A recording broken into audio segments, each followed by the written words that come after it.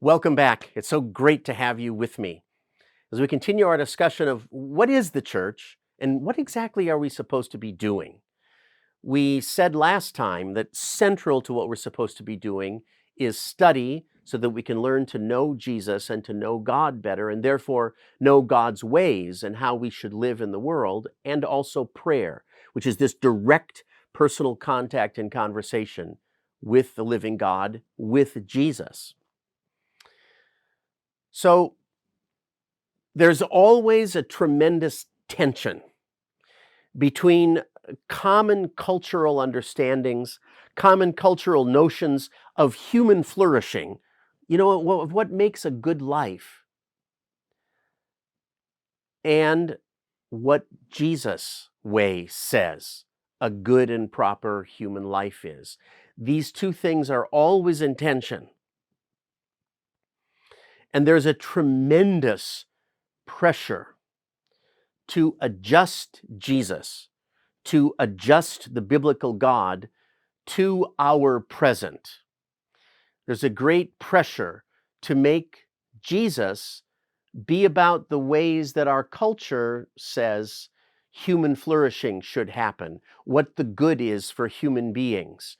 And we have a tendency, all of us, because we all live in this culture, we have a tendency to take on those cultural understandings without even being aware of it and without even really thinking about it.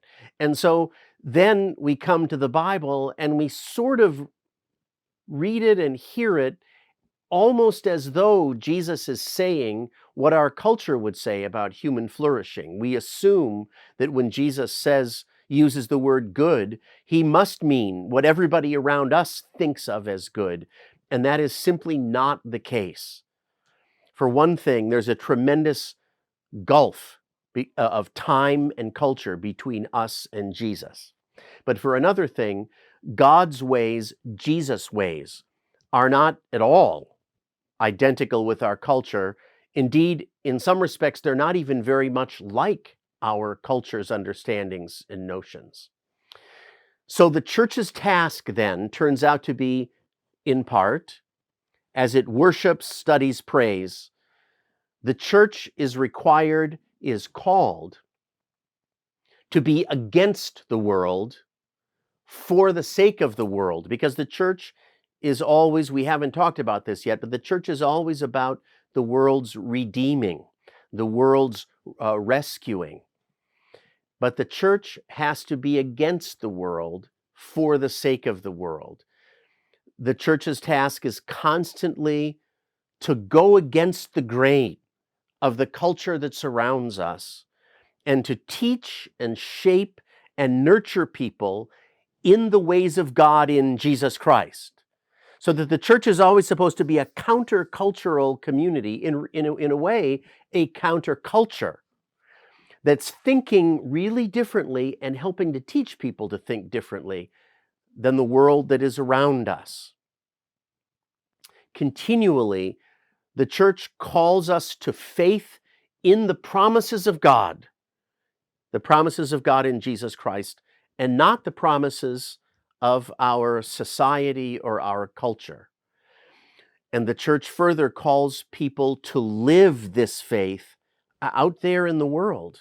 There are many so-called churches that cave to this pressure and become really just an expression of our culture and our culture's notions about what things are important, what things should make up a human life. There are churches that take it to be their job to help people flourish in this culture in the way that this culture defines success or status or whatever. And I've had people approach me, not here in Minnesota, but previously, I've had people approach me and say, oh, come on, in preaching is just to give us a little lesson for how to get along in life, or it's to give us a lesson about how we can be more successful, or about how we can be happier. Christian preaching actually has nothing to do with making people happy or telling people how they can be happier. It has really nothing to do with how people might be more successful in this culture or in their business or whatever. The task of the church is to call people to be Christian, to be more Christian. Every time you walk in the church, the aim is transformation. The aim is conversion. The church's call is not that it should adjust itself to us. The church calls us to be adjusted to Jesus and to the contents of the scriptures interpreted in the light of Jesus.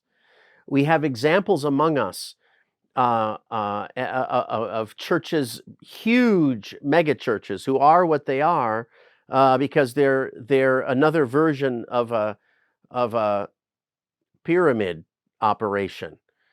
They become so huge because people feel like they're doing something spiritual or Christian when really all they're doing is getting up, getting a little feeling of inspiration about how they can function in their business. We get so we misunderstand so deeply. Just recently, you probably saw in the news, there was a Pentecostal preacher, and he was saying he rejoices that he gets to be persecuted for the faith. Well, what is happening is he was arrested because he won't wear a mask during the pandemic. And then he made a remark in which he completely bungled up, he muddled up Jesus and some American civil values. So he talked about, this is because of Jesus. They're arresting me because of Jesus, because I'm standing up for our civil liberties. We have to be free not to wear a mask. This is my freedom. Not wearing a mask has nothing to do with Jesus. And actually, civil liberties, on the face of it, really have little or nothing to do with Jesus. He's being not persecuted, but prosecuted because he's not very smart, and because he's maybe not very good, because wearing a mask is meant to protect other people. Masks aren't really to protect ourselves, they're to protect other people. And his refusal to wear a mask endangers other people around him. That's why he was arrested.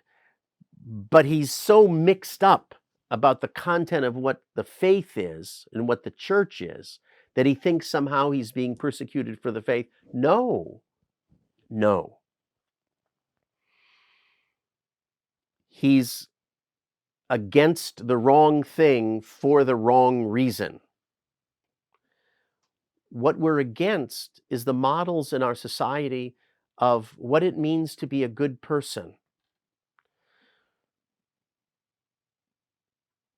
We teach, in teaching Jesus, we teach that at the heart of what it is to be a proper human is to be things like merciful and gracious, forgiving, long-suffering, patient, not trying to avoid the suffering that comes from truly loving someone, acting with love towards someone.